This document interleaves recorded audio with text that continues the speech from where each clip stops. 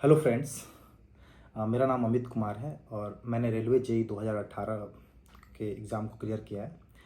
मैंने railway JEE 2018 Allahabad zone से दिया था और उसमें मैंने पेपर 1 पेपर 2 दोनों को क्वालिफाई किया था। दोस्तों, जैसे कि आप सभी जानते हैं, रेलवे ने इंडिकेटिव नोटिस ऑलरेडी जारी कर दिया है। इसका मतलब ये है कि 2025 में जो रेलवे जेई जो है रिक्रूटमेंट वो करेगी और लगभग 2570 सीटों पर आरआरबी रिक्रूट करने वाली है। तो ये बहुत ही अच्छा एक अपॉर्चुनिटी है डिप्लोमा कैंडिडेट्स के लिए जो गवर्नमेंट जॉब्स करना चाहते हैं, वो भी रेलवे में। रेलवे में जेई जॉब काफ़ी प्रेस्टिजियस है और काफ़ी वेल पेड है। और जैसे कि रेलवे जेई एग्ज़ाम में बहुत ज़्यादा कंपटीशन, अगर आप ध्यान से देखें तो कैसे रेलवे जेई में बहुत ज़्यादा कंपटीशन है, क्योंकि पहला रीज़न रेलवे जेई का कॉम्पिटिटिव नेचर होने का कारण है कि इसमें 2 पेपर होता है, CBT 1 और CBT 2। तो केवल आप एक पेपर क्वालिफाई करके जेई के लिए सेलेक्ट नहीं हो सकते। सेकेंड रीज़न है कि रेलवे जेई में इंजीनियरिंग ग्रेजुएट्स भी अप्लाई कर सकते हैं। इस कारण रेलवे जेई काफ़ी ज़्यादा टफ हो जाता है, क्योंकि डिप्लोमा कैंडिडेट्स को केवल डिप्लोमा कैंडिडेट्स के अगेंस्ट फाइट नहीं करना होता, बट उनको फाइट करना होता है against the graduate candidates also. तो ये एक जो है टफनेस लेवल को बहुत ज़्यादा, पेपर बहुत इजी है लेकिन कंपटीशन को काफ़ी ज़्यादा हाई कर देता है। और यही कारण है कि रेलवे जेई का कट ऑफ काफ़ी हाई जाता है। और सिलेबस काफ़ी इजी है, पेपर काफ़ी इजी होता है। मैं यहाँ पे पेपर 1 को डिस्कस करूँगा दोस्तों, ताकि आप जो है रेलवे जेई 2025 में अच्छा परफॉर्म कर पाएँ।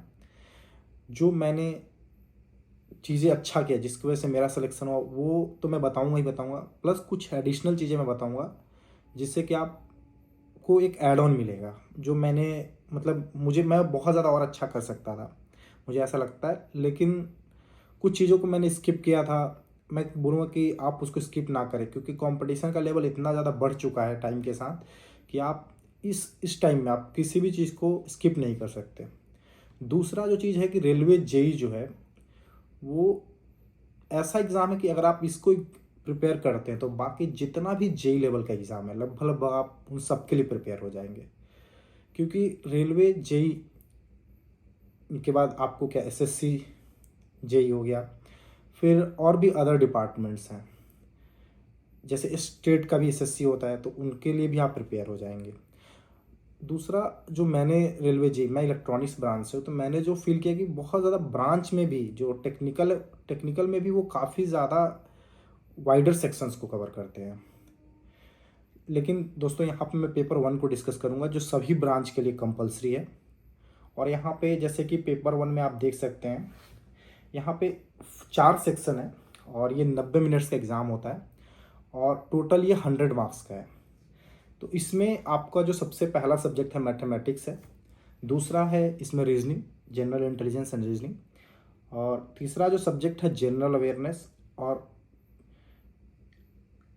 मैंने इसमें चौथा आपको बोला, तीसरा जो सब्जेक्ट है जनरल अवेयरनेस है और चौथा जो है जनरल साइंस है।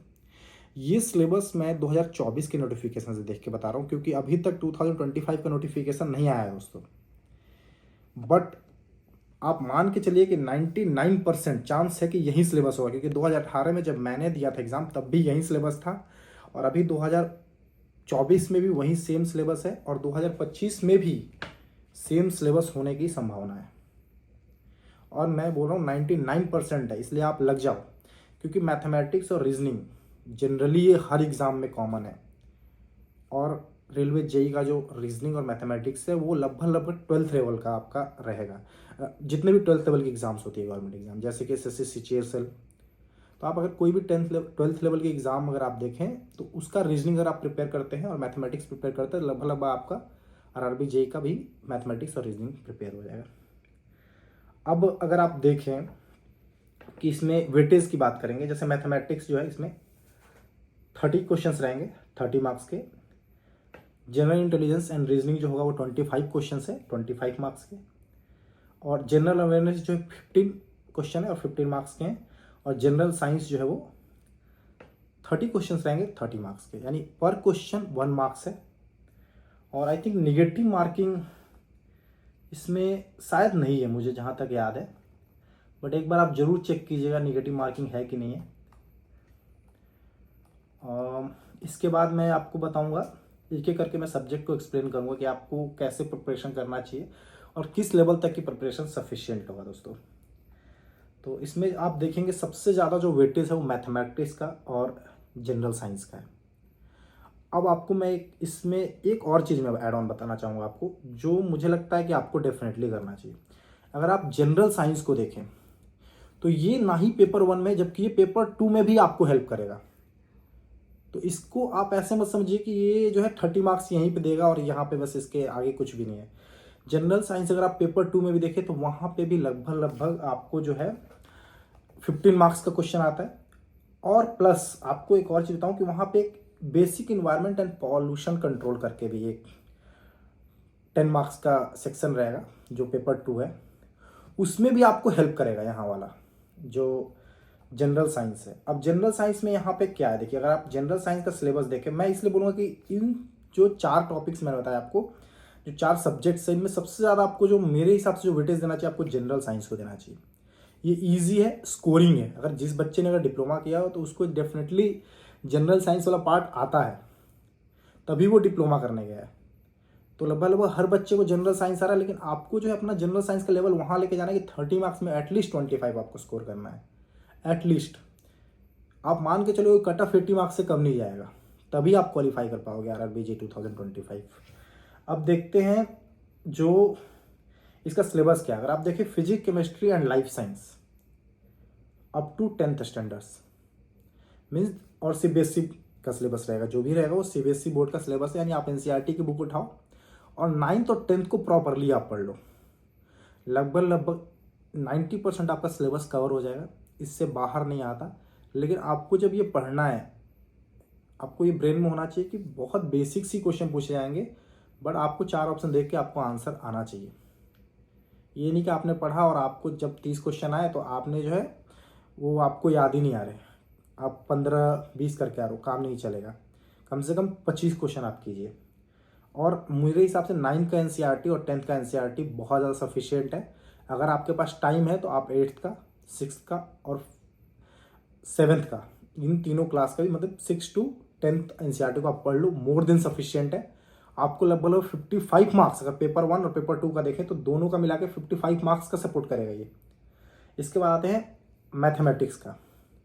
इसमें 30 मार्क्स है मैथमेटिक्स पेपर 1, क्योंकि देखिए आप पेपर 1 क्लियर करेंगे तभी पेपर 2 में जाएंगे, तो मैथमेटिक्स छोड़ के आप नहीं जा सकते कि नहीं छोड़ देंगे। मैंने बोला कि बहुत कॉम्पिटिटिव है, इसलिए आपको पूरा जितना ज़्यादा आप प्रिपेयर कर सकते हैं प्रिपेयर कीजिए। मैथमेटिक्स 30 मार्क्स का है, बट अगर आप ध्यान देखो मैथमेटिक्स ऐसा नहीं बहुत टफ है, बहुत सिंपल मैथमेटिक्स है। जैसे आप सिलेबस देखो, number system, board marks, decimal, fraction, LCM, HCF, ratio, proportion, percentage, mensuration, time and work, time and distance, simple and compound interest, profit loss, algebra, geometry, trigonometry, elementary statics, square root, as calculation, calendar and clock, pipe and system. तो अगर आप देखें math जो है वो basically आपको एक तरीके से क्वांट वाला पार्ट पढ़ना है, ना कि आपको 10th और 9th का बुक को सॉल्व करने की जरूरत है। इसके लिए मैं एक बुक आप लोग को रेफर करूंगा जो कि क्वांट की RS अग्रवाल की एप्टीट्यूड आती है। इस बुक को आप रेफर कर सकते हैं, बहुत हेल्पफुल बुक है, बहुत अच्छा बुक है। अब इसमें भी मैं एक चीज़ और ऐड ऑन करना चाहूँगा कि जनरली क्या होता है कि बच्चे जो है पूरा बुक सॉल्व करने लगते हैं। आपको पूरा बुक जो है ये नहीं सॉल्व करना है। आप इस बुक का जो है केवल उन टॉपिक को मैच कीजिए जो यहाँ पे है, और उनको 1 to 1 मैच करके आप सॉल्व कीजिए। मतलब उन चैप्टर्स को ही पढ़िए और उनके क्वेश्चन को सॉल्व कीजिए। अब यहाँ पे भी एक और चीज़ है, कुछ बच्चे क्या हैं जो एवरेज हैं और एक बच्चे हैं जो बहुत वीक हैं। वीक बच्चों को पूरा चैप्टर को पढ़ना है, एग्जाम्पल को भी सॉल्व करना है और क्वेश्चन को भी सॉल्व करना है। जो एवरेज बच्चे, मैं उनको बोलूँगा कि आप एग्जाम्पल्स को देखिए, आप कंसेप्ट को देखिए और क्वेश्चंस कुछ लिमिटेड सॉल्व कीजिए। आप टाइम बचाइए, क्योंकि टाइम भी यहाँ पे एक कंस्ट्रेन है। अब कहीं और अगर आप ऑलरेडी मैथ्स में अच्छे तो क्यों आप अपना टाइम वेस्ट कर रहे हो यहाँ पे। बहुत ही, क्योंकि पर क्वेश्चन लगभग 1 मिनट मिल रहा है, तो क्वेश्चन बहुत टफ नहीं रहेंगे, बेसिक कैलकुलेशन रहेगा और आपको करना है, सॉल्व करना है और आपको आगे बढ़ना है। तो आप जो है आप कोशिश कीजिए कि जैसे हर आप पहला क्वेश्चन कीजिए, 5th कीजिए, 10th कीजिए, इस तरीके से चैप्टर को कवर कीजिए। मीन्स हर चैप्टर से 100 क्वेश्चन तो आपको 100 नहीं 20 क्वेश्चन कीजिए, रैंडमली आप उठा लीजिए, पिक कर लीजिए क्वेश्चन को। बट आपको लग रहा है कि आप बहुत वीक है तो आप पूरा चैप्टर सॉल्व कीजिए, अपने आप मैथ्स को पूरा स्ट्रेंथ मतलब स्ट्रॉन्ग कीजिए। इसमें मेरे हिसाब से 30 मार्क्स में एटलीस्ट 25 आपको स्कोर करना पड़ेगा, 25 प्लस जाइए, क्योंकि बच्चे ऐसे आएंगे जो 28 स्कोर करेंगे और मे बी कुछ लोग 30 भी स्कोर करेंगे। तो इसमें 25 से कम कोई चांस नहीं है, आप इस सब्जेक्ट को स्किप नहीं कर सकते, यहाँ पे कुछ भी स्किप करने वाला नहीं है, बहुत कॉम्पिटिटिव है। नेक्स्ट जो है जनरल इंटेलिजेंस एंड रीजनिंग। अब इस पेपर में आपको क्या है, मैथमेटिक्स से पहले आप इस पेपर को उठा सकते हैं। मैं इसलिए बोलूँगा इसको क्योंकि बहुत बार क्या होता है कि बच्चों में कॉन्फिडेंस नहीं होता। रीजनिंग जो है वो थोड़ा इजी है, ज़्यादा कैलकुलेशन नहीं है, ज़्यादा कुछ इसमें मतलब बेसिक मीन्स आपको लर्निंग इजी है, मतलब इसको लर्न बहुत इजीली कर सकते हैं। तो ये एक एडवांटेज है जनरल इंटेलिजेंस एंड रीजनिंग के साथ। इसमें भी जो है आप अगर देखें तो इसमें कुछ टॉपिक है, analogy, alphabetical, number series, coding, decoding, mathematical operations, relation, syllogism, jumbling, Venn diagram, data interpretation and sufficiency, conclusion, decision making, similarities and difference, analytical reasoning, classification, direction, statement, argument and assumption. तो आप बिल्कुल particularly topic wise पढ़िए, कुछ भी इधर उधर मत पढ़िए, जितना टॉपिक इस सिलेबस में मेंशन है आप उतना पढ़िए। क्यों मैं ऐसा बोल रहा हूँ, क्योंकि सब आपको देखिए कॉम्पिटिटिव एग्जाम आपको क्या टेस्ट करता है कि आपको टाइम मैनेजमेंट आना चाहिए, आप एक्यूरेट होने चाहिए।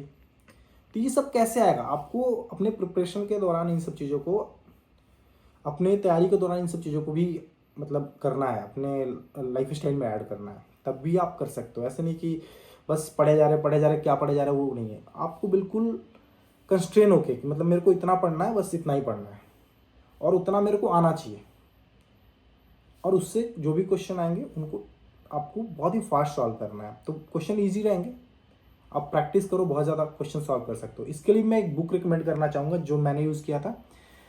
इसके लिए बुक बहुत सारी है, लेकिन आप बहुत ज़्यादा पढ़ने का कोई मतलब नहीं है। मैं आपको जो बुक बता रहा हूँ उसमें बहुत ही कम है, लिमिटेड है कंटेंट, इसलिए काफ़ी अच्छा है ये बुक। तो जो बुक है वो ये है, how to crack test of reasoning. ये बुक आप यूज़ कर सकते हो, काफ़ी हेल्पफुल है बुक। क्यों मैं इस बुक को रेफ़र कर रहा हूँ आपको बताता हूँ। इसका पहला रीज़न, बहुत लिमिटेड कंटेंट है, एग्जाम्पल्स ज़्यादा है, और मैं बता रहा हूँ मैंने इस बुक का यूज़ किया, मुझे रीजनिंग, मैंने पूरा रीजनिंग इसी से पढ़ा है। और आप एक और चीज़ कर सकते हो, आप एसएससी सिचुएशन का प्रीवियस ईयर क्वेश्चन सॉल्व कर सकते हो रीजनिंग के लिए, इवन मैथमेटिक्स के लिए भी आप उसका यूज़ करो, वो काफ़ी हेल्पफुल रहेगा आपको। तो लगभग 3 सब्जेक्ट्स को मैंने पूरा कर लिया। इसका जनरल अवेयरनेस, अब देखिए जनरल अवेयरनेस 15 मार्क्स का है और बहुत बड़ा समंदर है, जहाँ पे जनरल अवेयरनेस मतलब समुंदर, आप समुंदर में आपको गोता लगाना है, ऐसा कुछ सिचुएशन है। बट इसमें जो आप क्या कर सकते हो वो ध्यान देने वाली बात है, जैसे करंट अफेयर्स हो गया, ये वाला पार्ट आप कुछ वीडियोस देखते रहो, कोई यूट्यूब चैनल ज्वाइन कर लो जो लोग करंट अफेयर्स डेली बेसिस पे दे रहे हैं, वीकली दे रहे हैं, मंथली दे रहे हैं, आप देखते रहो। लगभग 1.5 से 2 साल का आप जो भी करंट अफेयर्स है उसको अपडेट रखो, बहुत हेल्प करेगा, क्योंकि आपको छोड़ना नहीं है। ये पार्ट वो है जहाँ पे कोई भी 100% तो नहीं करके आएगा, आप इसमें averagely 7 to 8 marks 10 marks score करने की कोशिश करो। हाँ, एक और चीज़, मैं रीजनिंग में मैंने बताया नहीं कि कितना आपको स्कोर करना है।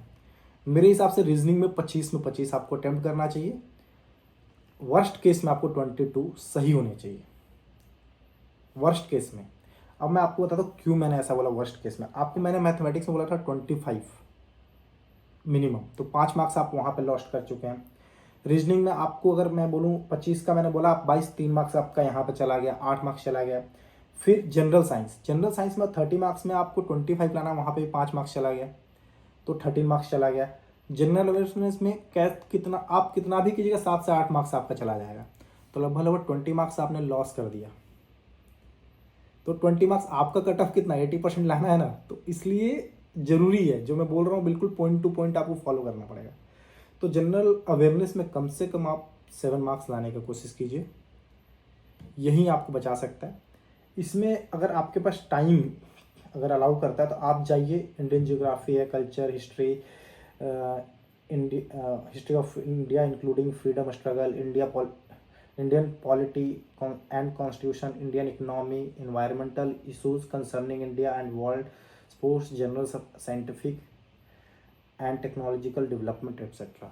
अब यहाँ पे देखिए ध्यान देने वाली बात है, जनरल अवेयरनेस यहाँ पे 15 मार्क्स का है, बट पेपर 2 में भी आपको 15 मार्क्स का आ रहा है, तो इसको आप छोड़िए मत, कुछ सेलेक्टिव पार्ट्स को जरूर पढ़िए, पूरा मत पढ़िए। जनरली वर्ल्ड, जैसे यहाँ पे एक वर्ल्ड का दे रखा है कि आप environmental issues concerning to India and world, तो लगभग इंडिया और वर्ल्ड में लगभग बहुत कॉमन चीज़ें ही हैं जो इन्वायरमेंट को इम्पैक्ट कर रहा है, तो आप बेसिक चीज़ों को पढ़ लो।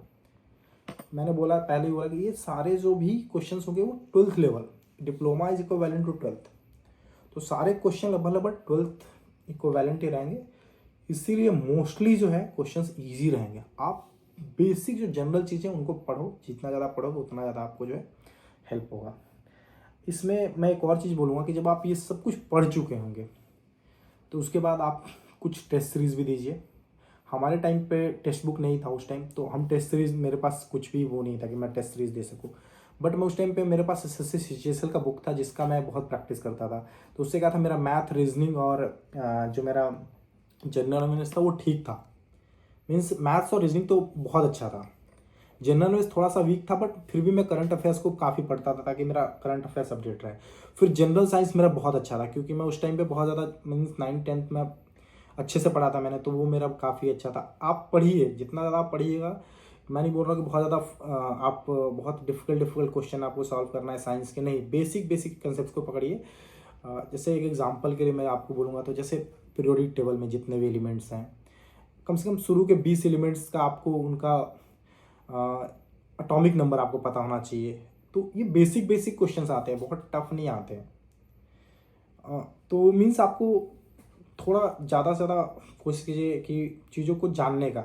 रेलवे जेई का जो मीन्स मेरे को जो फील हुआ रेलवे जेई देने के बाद, वो ये फील हुआ कि रेलवे काफ़ी ज़्यादा मीन्स वो मेरे को पेपर 2 में फील हुआ, पेपर 1 में नहीं फील हुआ, लेकिन बहुत ज़्यादा चीज़ कवर करने का कोशिश करता है रेलवे, बट लेवल बहुत बेसिक है। और मैं यहाँ पे अभी पेपर 2 में नहीं जाएंगे ज़्यादा, बट जनरल अवेयरनेस क्योंकि पेपर 2 में आ रहा है इसलिए इसको भी आप पूरा कवर करने की कोशिश कीजिए। जनरल अवेयरनेस के लिए एक बुक जो है लूसेंट, आपको बहुत हेल्प कर सकता है अगर आप उसको जाओ, क्योंकि लूसेंट को आप पढ़ो, बहुत हेल्प आएगा, उससे बहुत ज़्यादा हेल्प होगा। बाकी आप यूट्यूब चैनल्स को भी फॉलो कर सकते हो करंट अफेयर्स के लिए, आई थिंक इतना सफिशियंट होगा प्रिपरेशन। अगर आपको कोई डाउट है, लग रहा है कि कुछ और मैं हेल्प कर सकता हूँ आपको, आप मुझे कमेंट में मेंशन कीजिए, मैं कमेंट में आपको रिप्लाई करने की कोशिश करूँगा। आई थिंक सारे बुक्स भी मैंने कवर कर दिए हैं। अगर आप लोग को लगता है कि पार्ट 2 जो है CBT 2 है, अगर उसके लिए आपको वीडियो चाहिए तो कमेंट कीजिएगा, मैं डेफिनेटली उसके लिए बनाऊंगा। अदर ब्रांच का मुझे ज़्यादा आइडिया नहीं है, लेकिन इलेक्ट्रॉनिक्स वाले पार्ट को मैं कवर कर सकता हूँ, लेकिन उससे एक आइडिया बाकी ब्रांच को भी मिल जाएगा, मेरा मानना है। क्योंकि मुझे याद है अच्छे से कि जब मैंने पेपर 2 दिया था, काफ़ी ज़्यादा मीन्स सिलेबस को कवर किया था। मतलब डिप्लोमा में हम लगभग मुझे आई थिंक 20-25 सब्जेक्ट पढ़ते हैं, अदर ब्रांच के पढ़ते हैं, बट जो कोर इलेक्ट्रॉनिक्स के जितने भी सब्जेक्ट्स लगभग सारा कवर कर देते हैं रेलवे जेई में। यही कारण है जो ग्रेजुएट स्टूडेंट्स भी जो देते हैं रेलवे जेई, ऐसा नहीं कि वो सारे वहीं क्वालिफाई करते हैं, क्योंकि उतना वाइडर वो भी नहीं पढ़ पाते हैं, इतना वाइडर सिलेबस को कवरेज करना उनके लिए भी बहुत डिफिकल्ट है। बाकी all the best for your RRB JEE 2025। Hope आपको ये बहुत हेल्प करेगा। और डेफिनेटली लास्ट में मैं ये कहना चाहूँगा कि आपका कितना भी स्ट्रेटेजी बनाइए, कितना भी आप सिलेबस को देख लीजिए, आपके पास कितने भी रिसोर्सेज हैं, आप तभी सक्सेस कर सकते हैं जब आप बार बार चीज़ों को पढ़ें, डिसिप्लिन मेंटेन करें, एक डेडिकेशन रखें अपने पढ़ाई के प्रति। और मैं ये बोलूँगा कि कुछ मोटिवेशनल फैक्टर भी रखिए, जो आपको चीज़ें मोटिवेट करती हैं, उन चीज़ों को भी अपने मतलब मीन्स आप इंक्लूड कीजिए। स्टडी मीन्स नहीं कि 12 घंटे पढ़ रहे हैं बट वो 4 दिन पढ़ पा रहे हैं, फिर 5वें-6ठे दिन छूट जा रहा है, 2 हफ्ते छोड़ दिए फिर पढ़ रहे हैं। आप कम ही पढ़िए, लेकिन उसको कोशिश कीजिए कि मीन्स कॉन्टिन्यूटी रहना चाहिए आपको, तभी ज़्यादा मीन्स कोई भी स्ट्रेटेजी तभी काम करेगा। बाकी all the best, thank you very much for listening me.